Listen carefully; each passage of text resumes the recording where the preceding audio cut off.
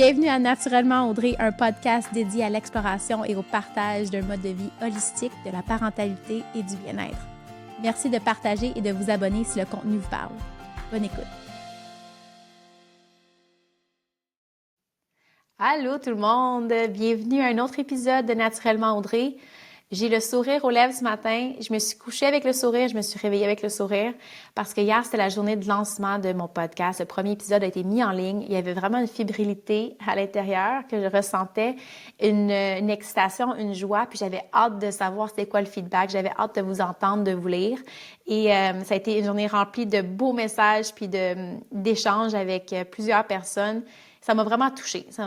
Puis ça m'a donné envie, là, comme, OK, let's go, on en fait-tu d'autres? Puis j'ai eu des propositions de gens pour les entrevues. J'étais en train de découvrir plein de gens grâce à vous. Fait qu'un grand merci. Je sais pas, j'ai eu des commentaires qui m'ont fait vraiment, qui m'ont touchée, vraiment profondément touchée. Donc, merci à tout le monde d'avoir pris le temps de m'écrire et de partager le lien de Spotify ou de YouTube. Sachez que ça me nourrit. Je voulais dire aussi vite un merci vraiment à mon entourage, à tous ceux qui croient en moi puis qui me supportent et qui me donnent cette confiance-là d'aller de l'avant puis de croire en moi, de croire en mes projets. Ça me donne vraiment un plus. Je vois mon homme qui arrive. Et justement, en parlant de mon homme qui est toujours là pour m'écouter, qui m'aide à avoir un genre de structure parce que je suis quelqu'un qui est tellement spontanée, intuitive et j'adore ça. Je ne vais pas changer ça, mais des fois, d'avoir une certaine structure, un alignement pour me diriger, ça m'aide beaucoup. Donc, mon homme, merci pour ton écoute, ton support, puis tes encouragements.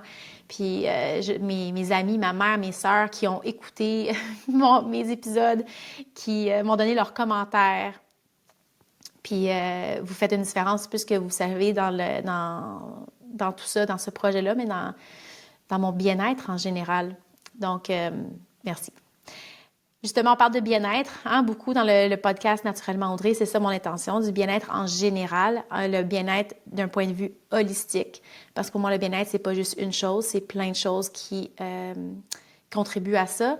Et aujourd'hui, je voulais parler un peu des piliers du bien-être, selon moi.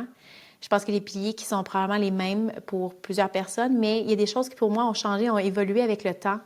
Je pense qu'Audrey, d'il y a 10 ans, 15 ans, pourrait vous énumérer une liste de piliers du bien-être qui sont beaucoup dans le concret, dans le faire, dans les actions.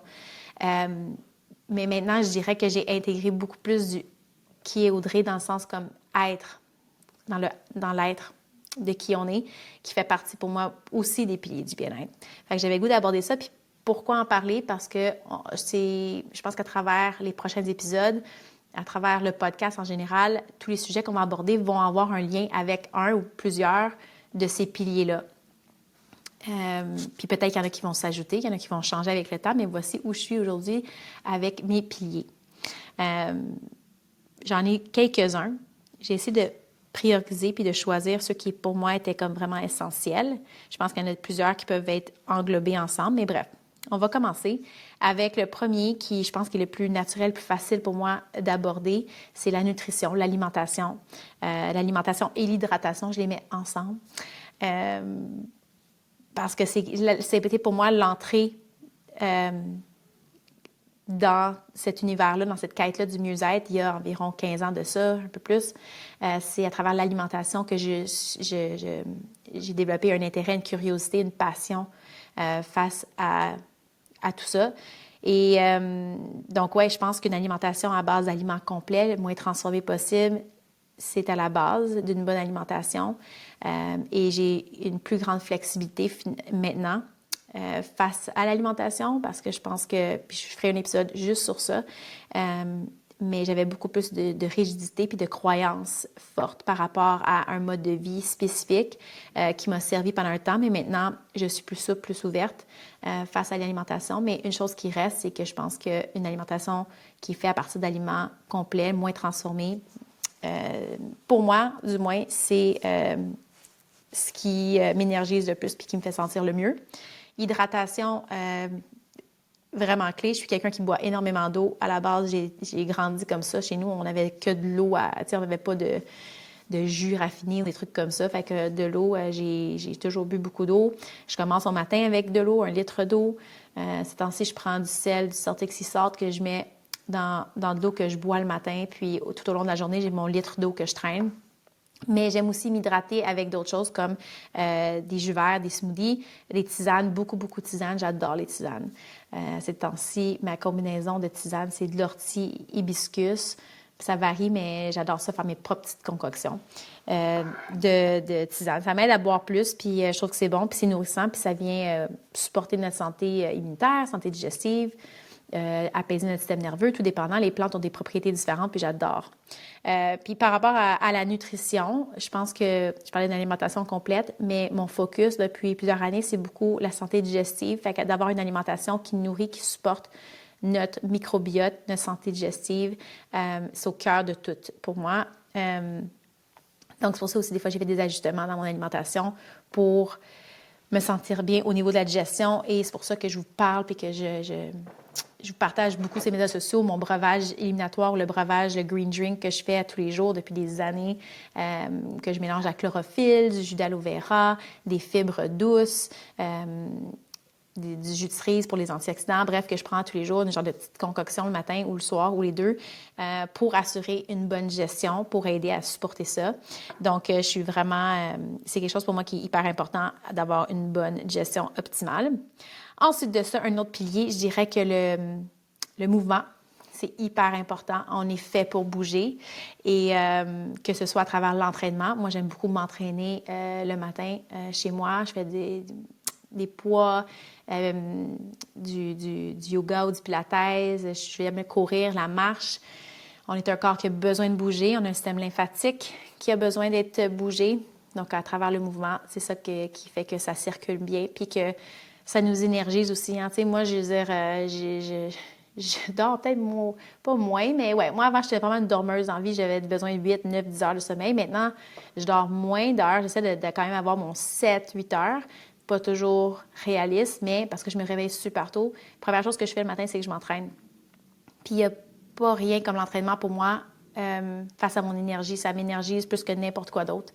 Donc, le mouvement, hyper clé, je pense, par rapport au bien-être. Ensuite de ça, le repos. Le repos, oui, le sommeil, mais le repos en général, parce que je pense que dépendant, on est où dans notre vie, c'est pas nécessairement évident d'avoir du bon sommeil réparateur. Comme quand j'allaitais mes enfants, on faisait du coup de dos, ou qu'on avait des enfants en bas âge, puis qui manquent du sommeil, là, tu sais, c'est comme réaliste de dire à tout le monde, hey, il te faut tant d'heures de sommeil, puis you just gotta do it. Des fois, ça se passe pas dans notre vie, selon la saison dans laquelle on est, mais je pense que quand on est dans cette saison-là, justement, de la jeune enfance, où que c'est plus demandant, puis que le sommeil il est interrompu, c'est de trouver à travers nos journées, quand on peut, quand c'est possible, des moments qui vont nous apaiser, qui vont nous apporter du repos. Pour moi, c'est différentes choses, mais une, entre autres, qui me fait du bien, c'est de mettre une chanson que j'aime, de la musique que j'aime, qui peut être des fois, oui, énergisante, mais aussi des fois apaisante. Ça peut être de danser, ça peut être de chanter puis de danser, mais moi, j'ai grandi en chantant puis en dansant, j'adore ça. Donc, c'est quelque chose que je fais qui m'apporte une genre de détente parce que je suis tellement dans mon playfulness, dans ma joie d'être un enfant, si on veut, que ça m'apaise le système nerveux. Puis ça, j'ai réalisé que ça m'apporte un genre de repos, un genre de pause, dans le fond. Puis ça m'énergise. Fait que même quand j'avais des enfants plus jeunes, c'est quelque chose que je faisais. Des fois aussi, c'est de prendre un moment de juste respirer, que ce soit en train de te brosser dans le matin, que ce soit, je sais pas, dans la douche, de prendre 1 minute, 2 minutes, juste d'être conscient de notre respiration. Ça peut se faire n'importe où, n'importe quand, en conduisant même des fois. Ça aussi, ça m'apaise, puis ça m'apporte un feeling of calmness, du calme. Ensuite de ça, un autre pilier, je parlerais du soleil, de la nature, de passer du temps dans la nature, d'aller dehors, parce qu'on est la nature, on fait partie de la nature, puis des fois, on a tendance à oublier ça. Qu'on est ça, right? Puis il faut s'immerser là-dedans pour s'en souvenir des fois. Les bienfaits du soleil, de la lumière du soleil sont incroyables sur autant nos hormones, notre santé physique, notre santé mentale et overall well-being. De s'oxygéner dehors incroyable. Et ça change le mood, hein? En ayant des enfants aussi, des fois, on peut être encabané pendant l'hiver, puis là, on sent qu'il faut changer l'énergie de bord. Moi, ce que j'aime faire, c'est « OK, guys, tout le monde, on s'habille, peu importe s'il fait beau, il fait chaud, il fait froid. » Mon frère, il dirait « Il n'y a pas de mauvais temps, de mauvaise température, il y a juste des mauvais habits. » Donc, quand il m'avait dit ça, il y a une couple d'années, ça m'a vraiment marqué. Donc, ouais, il a raison. On s'habille comme il faut, puis on va dehors, puis ça change l'état d'esprit de tout le monde. Un autre pilier pour moi qui s'est ajouté avec le temps, que j'étais pas nécessairement consciente de l'importance que ça avait dans mon bien-être, c'est la communauté. Et la communauté qu'on a maintenant dans notre vie, c'est vraiment bâti avec le temps. Et j'en suis vraiment reconnaissante d'avoir cette communauté-là dans ma vie, que ce soit avec, oui, ma famille, donc mes parents, mes sœurs et frères, mes amis avec qui on traverse des choses similaires, qu'on peut s'épauler, qu'on peut s'entraider en tant que mère. C'est tellement incroyable. Mais aussi la communauté de gens qui nous entourent, où on vit. Pour moi, c'est important. Je savais que je voulais offrir à nos enfants la possibilité de vivre dans un quartier qui allait être super familial pour avoir d'autres enfants autour. Mais dans le fond, je réalise que c'est encore plus que ça. Tu sais, c'est les parents des enfants, de leurs amis avec qui qu'on devient amis avec le temps. Ça peut être les professeurs à l'école qui sont incroyables, les gens du café juste à côté, le voisin qui marche quotidiennement puis qui surveille ce qui se passe un peu dans le quartier. Je trouve ça tellement cool d'avoir ça puis d'offrir ça à nos enfants puis qu'ils grandissent avec cette communauté-là puis qu'ils réalisent qu'eux aussi ont cette place dans cette communauté-là et un rôle, leur propre rôle à jouer là-dedans. Leur rôle dans notre communauté de famille, de genre micro-communauté, je dis, mais aussi élargie. Je trouve ça vraiment beau. Donc, c'est la communauté, mais nos relations, dans le fond, d'entretenir nos relations. Je trouve que c'est quelque chose que je n'avais pas réalisé l'importance de. Ouais. Finalement, le dernier pilier pour moi, c'est, dans le fond, ça touche le mindset, mais c'est la gratitude. De pratiquer la gratitude quotidiennement, pour moi, c'est... J'ai goût de dire pratiquement que c'est le pilier pour moi le plus fort dans ma vie présentement, le plus important. Je pensais que la nutrition, puis le fait de bouger, tout ça, c'était comme le top. Puis c'est vraiment des points importants. Mais maintenant, qu'est-ce qui habite plus ma conscience, c'est la gratitude. C'est là que je mets plus d'énergie. Parce que je pense que oui, j'ai une vie super privilégiée, j'ai une vie remplie, hyper riche, remplie d'amour, de soutien, de relations incroyables qui me nourrissent profondément. Donc, peut-être que ça l'aide à ce que j'aie un mindset de gratitude. Mais vous dire que chaque jour passe puis que j'ai fait le choix conscient de me réveiller le matin puis de dire merci la vie. Merci la vie pour ce que j'ai. Merci pour ce que mes enfants peuvent vivre au quotidien. Merci pour la santé. Merci, obviously, pour les choses qui sont là, qui sont claires. Mais des fois aussi, c'est merci pour les petites choses. C'est merci, OK, aujourd'hui, c'était une journée un peu plus rough, mais merci. Le soleil était là quand je suis allée prendre ma marche. Merci pour l'ami qui m'a appelée aujourd'hui, qui peut-être comment, on ne sait pas comment, mais qui sentait peut-être que j'avais une journée qui était moins bonne, puis qui m'a offert son oreille, puis son écoute, puis qui m'a laissé parler, puis partager ce qu'il y avait sur mon cœur. Merci, on peut dire merci. Il y a tellement d'occasions de dire merci dans la vie. Je pense que mindset is everything, puis ça l'affecte le reste de nos choix. Quand tu es dans cet espace-là de gratitude, je trouve que c'est beaucoup plus facile de choisir de manger sainement. C'est beaucoup plus facile de se choisir nous-mêmes, puis de choisir de bouger, de choisir d'être constant dans son entraînement. Exemple, pour moi, c'est plus facile de dire « Hey, mon sommeil est important, puis je veux le prioriser ». Ça devient, tu veux prendre soin de toi pour pouvoir prendre soin du reste parce que la vie que tu as, tu es reconnaissant. Puis ça, c'est comme ça que moi, je me sens du moins. Donc, gratitude, c'est vraiment, vraiment important. Puis je pense que ça englobe tellement de choses. Oui, c'est ça que j'avais envie de partager avec vous. C'est ça les piliers pour moi qui sont importants actuellement.